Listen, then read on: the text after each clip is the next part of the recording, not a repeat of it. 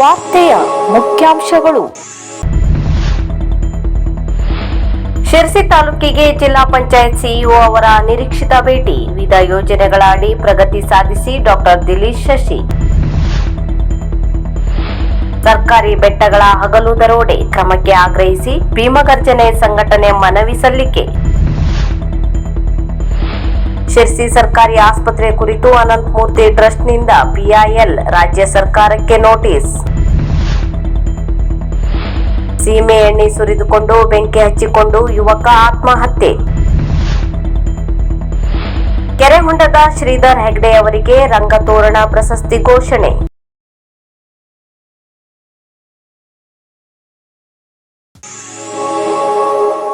ಶಿರಸಿ ತಾಲೂಕಿನ ಉಂಚಳ್ಳಿ ಸಮೀಪದ ಬೆಳಗಿರಿ ಕೊಪ್ಪದ ಯುವಕನೊಬ್ಬ ಸೀಮೆ ಎಣ್ಣೆ ಸುರಿದುಕೊಂಡು ಆತ್ಮಹತ್ಯೆ ಮಾಡಿಕೊಂಡ ಘಟನೆ ನಡೆದಿದೆ.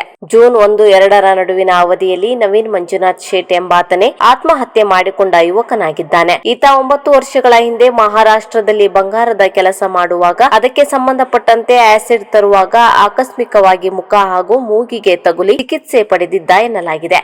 ಇತ್ತೀಚೆಗೆ ಉಸಿರಾಟ ತೊಂದರೆ ಕಾಣಿಸಿಕೊಂಡಿದ್ದರಿಂದ ಕಾರವಾರದ ಜಿಲ್ಲಾ ಆಸ್ಪತ್ರೆಯಲ್ಲಿ ಚಿಕಿತ್ಸೆ ಪಡೆದಿದ್ದು ಅನಾರೋಗ್ಯವನ್ನೇ ಮನಸ್ಸಿಗೆ ಹಚ್ಚಿಕೊಂಡ ಯುವಕ ಆತ್ಮಹತ್ಯೆ ಮಾಡಿಕೊಂಡಿರುವುದಾಗಿ ವರದಿಯಾಗಿದೆ. ಶಿರಸಿ ಗ್ರಾಮೀಣ ಪೊಲೀಸ್ ಠಾಣೆಯಲ್ಲಿ ಪ್ರಕರಣ ದಾಖಲಾಗಿದ್ದು ಎಸ್ಐ ಸಂತೋಷ್ ಕುಮಾರ್ ತನಿಖೆ ಕೈಗೊಂಡಿದ್ದಾರೆ. ಸಸ್ಯಾಹಾರ ಹಾಗೂ ಮಾಂಸಾಹಾರದ ಊಟ ಹಾಗೂ ಉಪಹಾರಕ್ಕಾಗಿ ಜಿಲ್ಲೆಯ ಮನೆಮಾತಾಗಿರುವ ಹೋಟೆಲ್ ಗೋವರ್ಧನ. ನಮ್ಮಲ್ಲಿ ಉತ್ತರ ಭಾರತ, ದಕ್ಷಿಣ ಭಾರತದ ರುಚಿ ಮತ್ತು ಶುಚಿಯಾದ ಊಟೋಪಚಾರದ ಜೊತೆಗೆ chicken item, mutton item, fish, chicken, egg thali meals ಹಾಗೂ ಮಟನ್ ಐಟಮ್ಸ್, ರೈಸ್ ಐಟಮ್ಸ್ ಹಾಗೂ ಎಗ್ ಐಟಮ್ಸ್ ಕೂಡ ಇಲ್ಲಿ ಅತ್ಯಂತ ಕಡಿಮೆ ಬೆಲೆಯಲ್ಲಿ ಲಭ್ಯವಿದೆ. ಊಟೋಪಚಾರದಲ್ಲಿ ಗ್ರಾಹಕರ ಸೇವೆಯೇ ನಮ್ಮ ಗುರಿ. ಕಡಿಮೆ ವೆಚ್ಚದಲ್ಲಿ ಆರೋಗ್ಯಕರವಾದ, ಶಿಸ್ತುಬದ್ಧವಾದ, ರುಚಿ ಶುಚಿಯಾದ ಊಟಕ್ಕಾಗಿ ಒಮ್ಮೆ ಸಂಪರ್ಕಿಸಿ. New Govardhana veg and non veg hotel, Ambedkar ಭವನ ಪಕ್ಕದಲ್ಲಿ, ಯಲ್ಲಾಪುರ ರಸ್ತೆ, ಶಿರಸಿ. ಇಲ್ಲಿ ಪಾರ್ಸಲ್ ಸೇವೆ ಕೂಡ ಲಭ್ಯವಿದೆ. ಮೊಬೈಲ್ 9591514771 9591514771.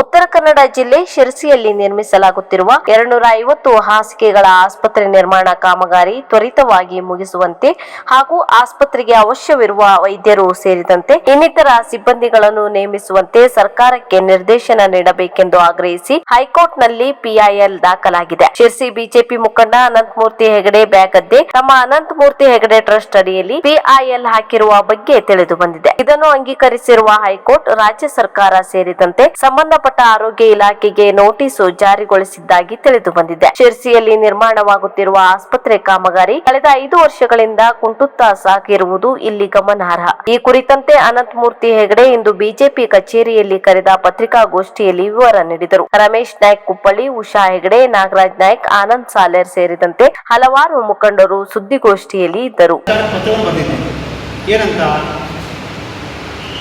30 ಕೋಟಿ ರೂಪಾಯಿ ಏನು ಎಕ್ವಿಪ್ಮೆಂಟಿಗೆ ಹಣವನ್ನು ಇಟ್ಟಿದ್ರು. ಆ 30 ಕೋಟಿ ರೂಪಾಯಿಯನ್ನು ಮಾಯ ಮಾಡಿ ಕೇವಲ 5 ಕೋಟಿ 20 ಲಕ್ಷವನ್ನು ಇಟ್ಟಿದ್ದಾರೆ. ತಾಲೂಕು ಆಸ್ಪತ್ರೆ ಎನ್ನುವಂಥ ಹಣೆಪಟ್ಟಿ ಕಟ್ಟಿ ಇದರಿಂದ ನಮ್ಮ ಆಸ್ಪತ್ರೆ ಹಾಳಾಗತ್ತೆ ಅನ್ನುವಂಥ ನಾನು ಕೂಗನ್ನು ಅವತ್ತೇ ಹಾಕಿದ್ದೆ. ಆಮೇಲೆ 142 ಕೋಟಿಯ ಕಟ್ಟಡ 80% ಕಾಮಗಾರಿ ಆಗಿದೆ. ಅದಕ್ಕೆ ವೈದ್ಯರ ನೇಮಕಾತಿ ಆಗಬೇಕು ಮತ್ತು ಏನು ಎಕ್ವಿಪ್ಮೆಂಟಿಗೆ ಟೆಂಡರ್ ಕರೀಬೇಕು. ಇದನ್ನು ಹಲವಾರು ಬಾರಿ ಮನವಿ ಮಾಡಿದೆ. ಆದರೆ ಶಾಸಕರು ಏನು ಮಾಡಿದೆ, ನೀವು ನನ್ನ ಮೇಲೆ ಸುಳ್ಳು FIR ಮಾಡಿಸಿದೆ. ನನ್ನನ್ನು ಶುಕ್ರವಾರ ಜೈಲಿಗೆ ಕಳಿಸಿ ಶನಿವಾರ ಭಾನುವಾರ ನಡೆಸಿ ಸೋಮವಾರ ತಾವು ಬಿಡುಗಡೆ ಮಾಡಬೇಕು ಅನ್ನುವಂಥ ಒಂದು ಸೆಕ್ಷನ್ ಆಗಿದೆ. ಶಿರಸಿ ಸಿದ್ದಾಪುರ ಭಾಗದ ಸಾರ್ವಜನಿಕ ಆಸ್ತಿಯಾದ ಸರ್ಕಾರಿ ಬೆಟ್ಟಗಳ ಹಗಲು ದರೋಡೆ ಮತ್ತು ಇದಕ್ಕೆ ಸಾಥ್ ನೀಡುತ್ತಿರುವ ಭ್ರಷ್ಟ ಅರಣ್ಯ ಅಧಿಕಾರಿಗಳ ವಿರುದ್ಧ ಭೀಮಗರ್ಜನೆ ಸಂಘಟನೆ ವತಿಯಿಂದ ಹಕ್ಕೊತ್ತಾಯ ಪ್ರತಿಭಟನಾ ಧರಣಿಯನ್ನು ಹಮ್ಮಿಕೊಳ್ಳಲಾಗಿತ್ತು. ಬೆಳಿಗ್ಗೆ ಶಿರಸಿ ನಗರದ ಜೂ ಸರ್ಕಲ್ ಬಳಿ ಇರುವ DCF ಕಚೇರಿ ಮುಂಭಾಗ ಪ್ರತಿಭಟನೆಯ ಜೊತೆಗೆ ಸ್ಥಳದಲ್ಲಿಯೇ DCFಗೆ ಮನವಿ ನೀಡಲಾಯಿತು. ಮನವಿ ಸ್ವೀಕರಿಸಿದ DFO ಸಂದೀಪ್ ಸೂರ್ಯವಂಶಿ ಕಾನೂನಾತ್ಮಕ ಕ್ರಮ ಕೈಗೊಳ್ಳುವಂತೆ ಭರವಸೆ ನೀಡಿದರು.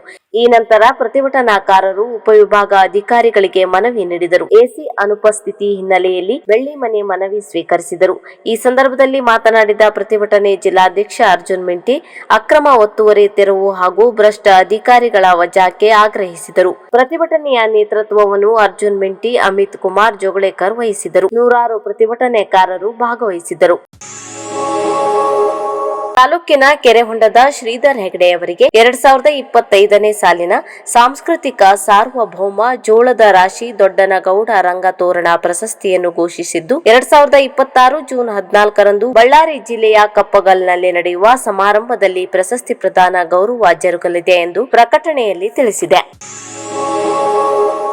ತಾಲೂಕಿಗೆ ಜಿಲ್ಲಾ ಪಂಚಾಯತ್ ಮುಖ್ಯ ಕಾರ್ಯನಿರ್ವಾಹಕ ಅಧಿಕಾರಿಗಳಾದ ಡಾಕ್ಟರ್ ದಿಲೀಶ್ ಶಶಿ ಅವರು ಅನಿರೀಕ್ಷಿತ ಭೇಟಿ ನೀಡಿ ಪರಿಶೀಲನೆ ನಡೆಸಿದರು. ಮಂಗಳವಾರ ತಾಲೂಕು ಪಂಚಾಯತ್ ಕಚೇರಿಗೆ ಭೇಟಿ ನೀಡಿ ಹಾಜರಾತಿ ಪುಸ್ತಕ, ಚಲನವಲನ ಬುಕ್, ಲಾಂಗ್ ಬುಕ್ ಪರಿಶೀಲಿಸಿ ದಾಖಲೆಗಳನ್ನು ಅಚ್ಚುಕಟ್ಟಾಗಿ ನಿರ್ವಹಿಸುವಂತೆ ಸೂಚನೆ ನೀಡಿದರು. ನರೇಗಾ ಹಾಗೂ ವಿವಿಧ ಯೋಜನೆಗಳ ಹಾಗೂ ದಾಖಲೆಗಳನ್ನು ಪರಿಶೀಲಿಸಿ ಪ್ರಗತಿ ಸಾಧಿಸುವಂತೆ ಸೂಚನೆ ನೀಡಿದರು. ಇದಕ್ಕೂ ಮುನ್ನ ಯಡಳ್ಳಿ ಗ್ರಾಮ ಪಂಚಾಯಿತಿಗೆ ಭೇಟಿ ನೀಡಿ ಕಚೇರಿ ಕಡತಗಳು ಹಾಗೂ ಹಾಜರಾತಿ, ಚಲನವಲನ ಮಾಹಿತಿಯನ್ನು ಪರಿಶೀಲಿಸಿ ಯಾವುದೇ ದಾಖಲೆಗಳು ಅಪೂರ್ಣವಿರದಂತೆ ಎಚ್ಚರಿಕೆ ವಹಿಸಬೇಕು ಎಂದರು. ಹಾಗೂ ಸ್ವಚ್ಛ ಸಂಕೀರ್ಣ ಘಟಕದಡಿ ನಿರ್ಮಾಣವಾದ ಎಂಆರ್ಎಫ್ ಘಟಕ ಕಾಮಗಾರಿ ಪರಿಶೀಲಿಸಿ ಸೂಕ್ತ ಮಾರ್ಗದರ್ಶನ ನೀಡಿದರು. ಈ ಸಂದರ್ಭದಲ್ಲಿ ತಾಲೂಕು ಪಂಚಾಯತ್ ಆಡಳಿತ ಅಧಿಕಾರಿಗಳು, ಕಾರ್ಯನಿರ್ವಾಹಕ ಅಧಿಕಾರಿಗಳು ಹಾಗೂ ಅಧಿಕಾರಿಗಳ ವರ್ಗ ಹಾಗೂ ಸಿಬ್ಬಂದಿಗಳು ಹಾಜರಿದ್ದರು.